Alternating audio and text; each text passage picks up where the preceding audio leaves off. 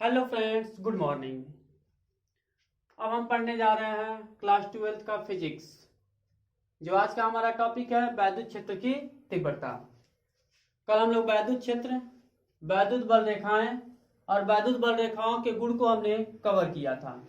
आज हम कवर करेंगे वैद्युत क्षेत्र की तीव्रता। हमने वैद्युत क्षेत्र के बारे में पढ़ लिया है, तो आखिर में वैद्युत क्षेत्र जब पढ़ लिया है तो वैद्युत क्षेत्र की तीव्रता क्या होती है। सबसे पहला टॉपिक तो यही उत्पन्न होता हमारा। तो हमने कल पढ़ा था कि कोई चार्ज पार्टिकल है और इसके द्वारा किसी अन्य चार्ज पार्टिकल पर आकर्षण या प्रतिकर्षण बल का अनुभव होता है। जहां पर अनुभव होता है वहां तक के क्षेत्र को हम क्या कहते हैं? वैद्युत क्षेत्र कहते हैं। यही कल पढ़े थे ना। लेकिन तीव्रता का मतलब हो गया कि अब कोई वैद्युत क्षेत्र होगा, यहां तक मान लेते हैं हमारा वैद्युत क्षेत्र है, और इस वैद्युत क्षेत्र में हमने क्या किया, कोई Q0 यानी कोई अन्य चार्ज पार्टिकल रख दिया है। कहाँ रखा है? वैद्युत क्षेत्र में ही रखा है, अंडर वैद्युत क्षेत्र, वैद्युत क्षेत्र के बाहर नहीं रखा है। ठीक।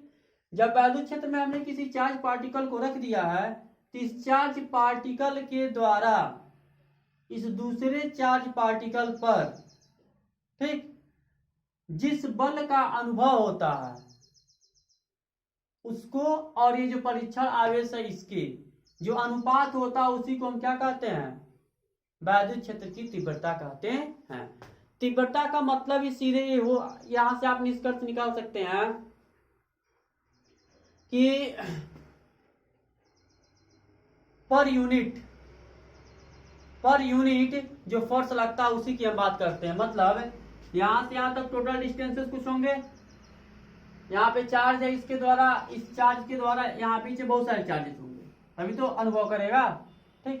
तो यानी एक चार्ज के द्वारा इस चार्ज पर कितना बल अप्लाई हो रहा है, या फिर इसके द्वारा, इस एक चार्ज के द्वारा इसमें जितने भी चार्ज हैं इन पर कितने फोर्स अप्लाई हो रहे हैं, उन्हीं का जो रेशियो होता है उसी को हम क्या कहते हैं? वैद्युत क्षेत्र की तीव्रता कहते हैं।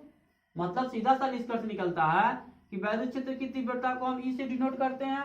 ई इज इक्वल टू लिख सकते हैं एफ अपान Q0। जो Q0 होता है इसको हम परीक्षण आवेश कहते हैं। समझ रहे हैं? परीक्षण आवेश कहिए या फिर एकांक आवेश कहिए। तो क्या निष्कर्ष निकल रहा है? फोर्स पर यूनिट चार्ज का जो रेशियो होता है उसी को हम क्या कहते हैं? इलेक्ट्रिक इंटेंसिटी कहते हैं, यानी वैद्युत क्षेत्र की तीव्रता कहते हैं। यानी कि यहां से यहां पर जितना भी फोर्स अप्लाई होगा, इन फोर्सेस में जो Q0 चार्ज है इसके द्वारा प्रत्येक बिंदु पर कितने प्रभाव होंगे, कितने बल अप्लाई होंगे, उन्हीं को हम क्या कहते हैं? वैद्युत क्षेत्र की तीव्रता कहते हैं। समझ गए बातों को? तो डिफिनीशन आपका क्या बनेगा? इसी पर आपका डिफिनीशन बन जाता है, बनता है कि किसी वैद्युत क्षेत्र में, ये वैद्युत क्षेत्र है ना, किसी वैद्युत क्षेत्र में रखे परीक्षण आवेश पर लगने वाला बल तथा परीक्षण आवेश के अनुपात को हम क्या कहते हैं? वैद्युत क्षेत्र की तीव्रता कहते हैं। कोई डाउट इसमें? सीधा सा है, फिगर बना है, ये फार्मूला मालूम है, आपका काम हो जाएगा। कह सकते हैं आप किसी वैद्युत क्षेत्र में रखे परीक्षण आवेश पर लगने वाला बल, इसके द्वारा इस पे बल लगेगा, लगने वाले बल तथा जो परीक्षण आवेश का अनुपात है इसको हम क्या कहते हैं? वैद्युत क्षेत्र की तीव्रता कहते हैं। कोई डाउट किसी को? इसको हम क्या कहते हैं? वैद्युत क्षेत्र की तीव्रता कहते हैं। अब जब वैद्युत क्षेत्र की तीव्रता कहते हैं तो वैद्युत क्षेत्र की तीव्रता जो होती है उसको हम किससे व्यक्त करते हैं? ई से। ई बराबर आप लिख सकते हैं एफ अपान Q0 लिख सकते हैं। ये भी ये सदिश है तो पक्का ये भी क्या होगा? सदिश ही होगा। तो यह कैसी राशि होगी? यह सदिश राशि होगी। ठीक। कोई डाउट? जब सदिश राशि है तो इसका मात्रक क्या होगा? थोड़ा मात्रक का डिस्क्राइब कर लेते हैं।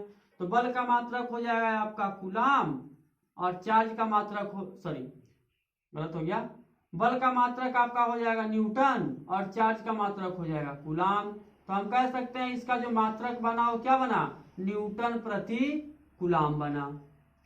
यानी वैद्युत क्षेत्र का जो मात्रक होता है इसको व्यक्त जिसमें करते हैं उसको करते हैं न्यूटन प्रति कूलाम में व्यक्त करते हैं।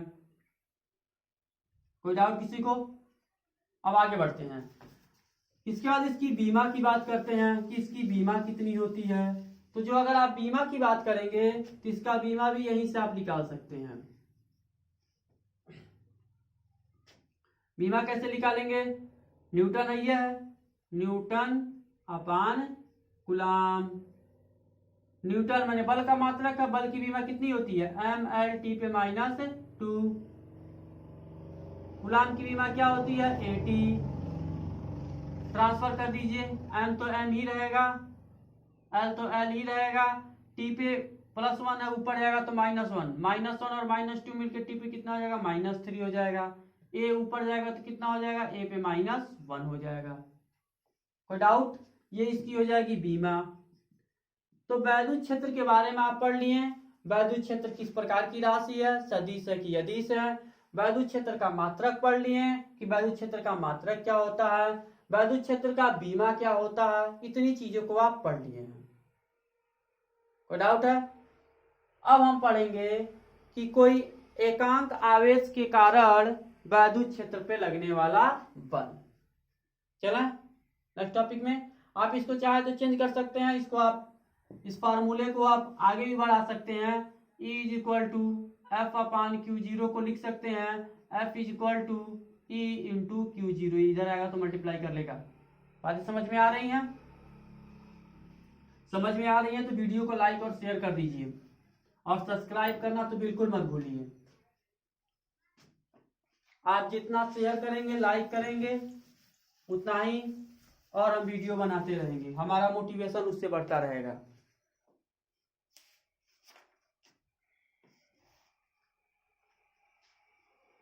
अगला जो आपका टॉपिक है किसी चार्ज पार्टिकल के द्वारा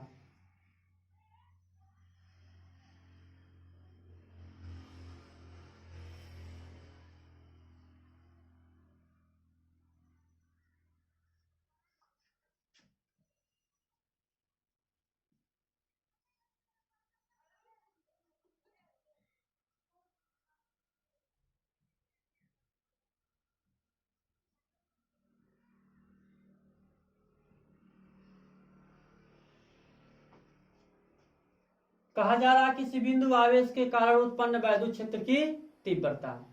मतलब क्या है, देखिए सीधा सी बात है, कोई इसमें डाउटनेस नहीं है। मान लेते हैं कोई एक चार्ज पार्टिकल है Q, ठीक है, इसके द्वारा कुछ वैद्युत क्षेत्र उत्पन्न होगा।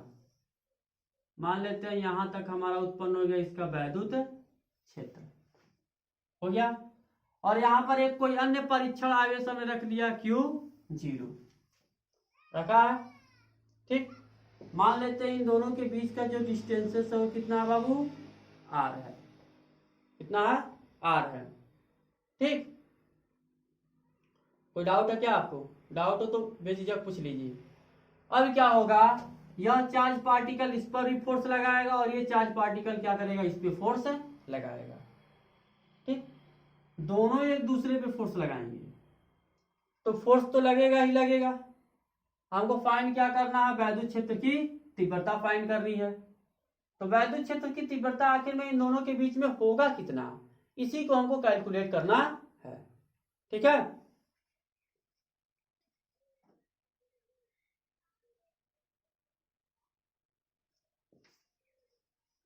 समझ रहे बातों को?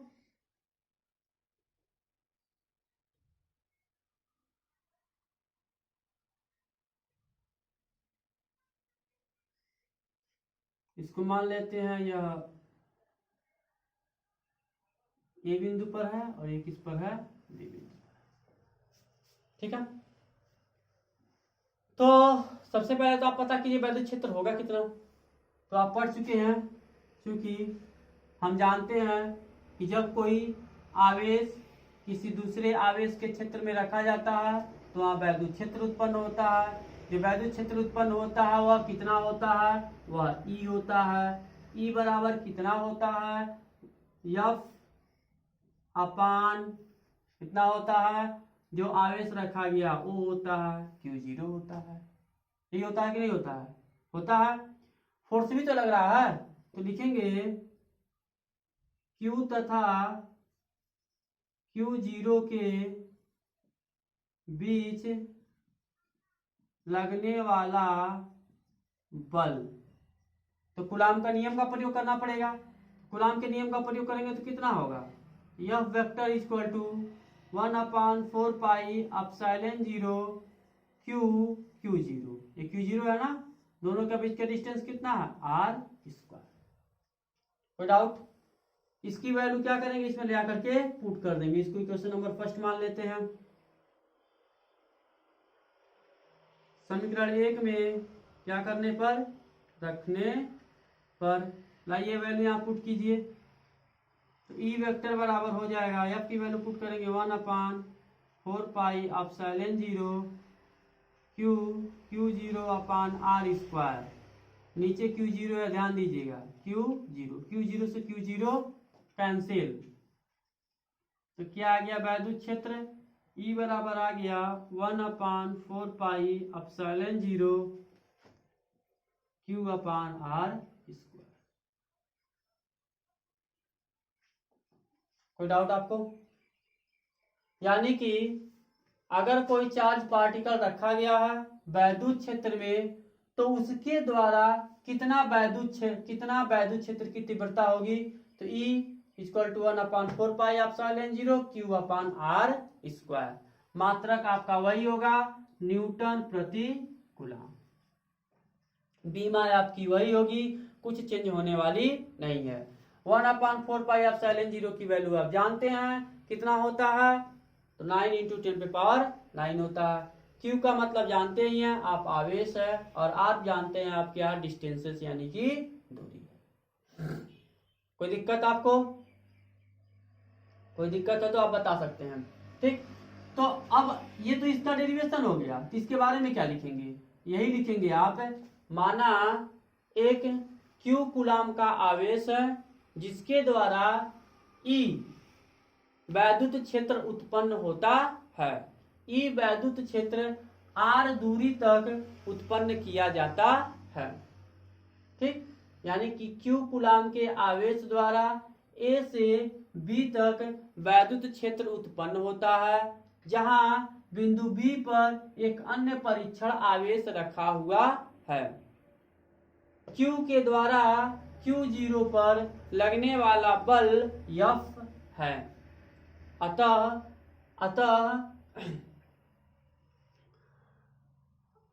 Q के द्वारा Q0 पर उत्पन्न होने वाले वैद्युत क्षेत्र की तीव्रता E वेक्टर बराबर F वेक्टर अपान Q0। पूरा उसके बाद आप यहां से डेरिवेट कर देंगे, ये आपका हो जाएगा, ये बिंदु आवेश है, इसके कारण इस पे लगने वाले वैद्युत क्षेत्र की तीव्रता, सॉरी, इसके कारण इस पर लगने वाले वैद्युत क्षेत्र की तीव्रता हो जाएगी। कोई डाउट? कोई डाउट नहीं? चलिए क्वेश्चन एक राइट कीजिए, क्वेश्चन सॉल्व कर लेते हैं।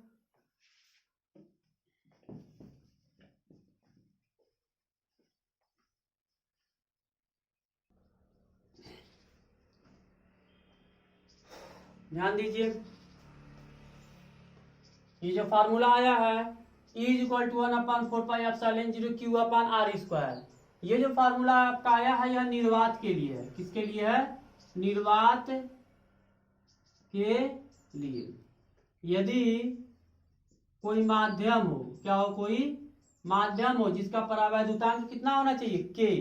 आप ऑलरेडी पढ़ चुके हैं ना, परावैद्युतांक K होता है। तो यहाँ पे आपका क्या निकलेगा, E vector equal to 1/4 pi epsilon K epsilon 0 हो जाएगा Q/r²। मतलब निष्कर्ष ये निकला कि परावैद्युतांक होगा तो K एप्सिलॉन 0 Q/r² हो जाएगा। और आपको बताया गया था कि K परावैद्युतांक होता है, तो चालक के लिए कितना होता है, कुचालक के लिए कितना होता है, और निर्वात के लिए कितना होता है, यह कूलाम के नियम में ही आपको बता दिया गया है। समझ रहे हैं बातों को? तो चलिए अब इसमें कुछ निष्कर्ष निकालते हैं, इस फार्मूले पे कुछ निष्कर्ष निकालते हैं, देखते हैं क्या निष्कर्ष निकलता है। देखिए, यहाँ पे आपका था Q यहाँ पे था आपका Q0, था कि नहीं था। सपोज दैट ये Q कूलाम का आवेश क्या हो, पॉजिटिव हो, ठीक। और यह भी क्या होगा, ये तो Q0 परीक्षण आवेश है कि नहीं है, ये तो धनात्मक ही है। तो इसको हम लिखे थे A और इसको लिखे थे B। तो क्या निष्कर्ष निकलेगा, यदि Q भी पॉजिटिव हो और Q0 भी पॉजिटिव हो, यह तो इतना पक्का है कि इन दोनों के बीच में जो बल लगेगा, बल वो क्या होगा, प्रतिकर्षण होगा। बल कैसा लगेगा, प्रतिकर्षण लगेगा, क्योंकि समान आवेशों के बीच में आप पढ़ चुके हैं प्रतिकर्षण बल लगता है।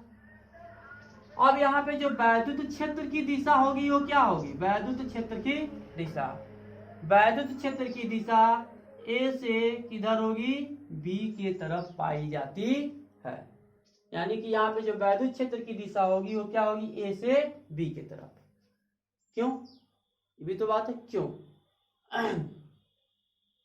इसलिए क्योंकि वैद्युत क्षेत्र हमेशा पॉजिटिव से नहीं, मतलब यहां से ये निष्कर्ष निकलता है कि उच्च आवेश से निम्न आवेश की तरफ होता है। तो जो Q है इसके द्वारा वैद्युत क्षेत्र उत्पन्न हो रहा है, यह पॉजिटिव है, और Q0 जो रखा गया वो परीक्षण आवेश है, मतलब इकाई आवेश 1 है। समझ गए, इकाई आवेश 1 है। तो जो वैद्युत क्षेत्र की दिशा बनेगी वो आपकी किधर बनेगी, ए से बी के तरफ बनेगी। समझ गया। तो पहला निष्कर्ष ये निकलता है, यदि Q पॉजिटिव हो, Q0 पॉजिटिव तो होगा ही होगा, लेकिन यह परीक्षण आवेश है, मतलब इसका मात्रक मान 1 है, और जब 1 है तो ये निर्बल हो जाएगा और ये क्या हो जाएगा, प्रबल हो जाएगा। इसलिए वैद्युत क्षेत्र की दिशा ए से बी के तरफ हो जाएगी। बात समझ रहे हैं।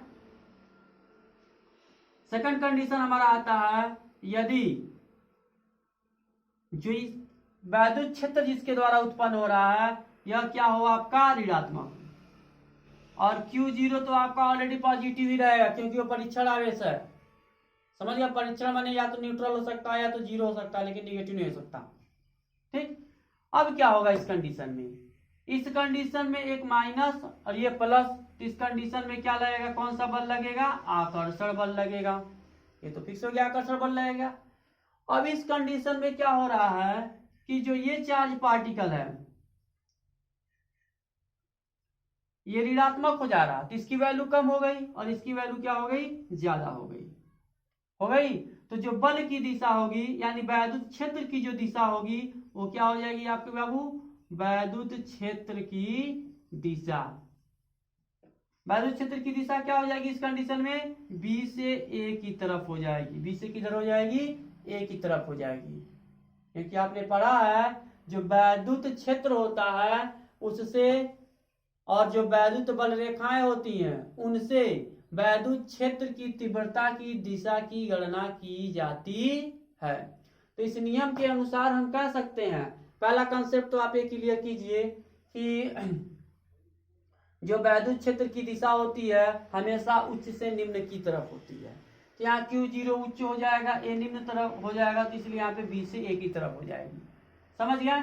यहाँ Q0 पॉजिटिव है, ये Q0 भी पॉजिटिव है। डिफरेंस क्या है, जो Q0 है परीक्षण आवेश है, मतलब इसकी वैल्यू इकाई है, इकाई का मतलब 1 है, इसलिए ये कम हो जाएगा और ये हाई हो जाएगा, इसलिए इसकी दिशा क्या हो जाएगी, ए से बी की तरफ हो जाएगी।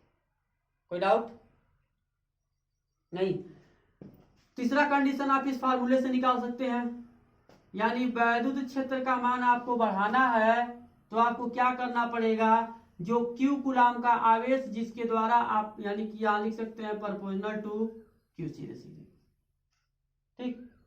मतलब ये निकला कि जिस आवेश के द्वारा आप वैद्युत क्षेत्र बढ़ा रहे हैं, जिस आवेश के द्वारा वैद्युत क्षेत्र बना रहे हैं, अगर इसके में थोड़ा सा परिवर्तन करेंगे तो उतना ही इसमें भी परिवर्तन पाया जाएगा। मतलब आवेश में जितने रेशियो का परिवर्तन होगा उतना ही रेशियो क्या होगा, क्षेत्र तीव्रता भी बढ़ेगी। ऐसा नहीं है कि वो अधिक बढ़ाएंगे तो वो ज्यादा घट जाएगा, ऐसा नहीं है। यहाँ पे देखिए न तो इस पर स्क्वायर है न तो इस पर स्क्वायर है, दोनों पे स्क्वायर नहीं है, इसका मतलब जितने रेशियो में इसको बढ़ाएंगे उतना ही रेशियो में ये भी बढ़ने वाला है।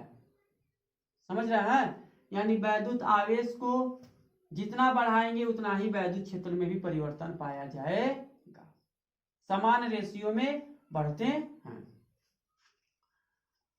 चलिए तीसरा कंडीशन देखते हैं। ई जो है वो प्रोपोर्शनल होगा 1/r²। यानी ये देखिए यहां आप निष्कर्ष निकालिए, एक दूसरे के क्या है, अपोजिट है। यानी r का मान बढ़ाएंगे तो e का मान क्या हो जाएगा, घट जाएगा। ये तो फिक्स हो गया ना कि अगर आप r का मान बढ़ाते हैं, r की वैल्यू बढ़ाएंगे तो e की वैल्यू घट जाएगी। लेकिन कितना घटेगी, ध्यान दीजिएगा। r के वैल्यू को अगर आप थोड़ा सा परिवर्तन करेंगे ना तो जो e का वैल्यू है वो बहुत ज्यादा तुरंत घट जाएगा। क्यों? क्योंकि यहाँ पे स्क्वायर है, ये स्क्वायर इसके इफेक्ट को प्रभावित करता है। मतलब इन दोनों के बीच अगर ग्राफ खींचा जाए ई और आर के बीच में, ठीक, तो ग्राफ ऐसे जाएगा, कर्व लाइन जाएगी। क्यों? क्योंकि आप जैसे इसके थोड़े से वैल्यू को डिक्रीज करेंगे ये तुरंत हाई इंक्रीजिंग हो जाएगा।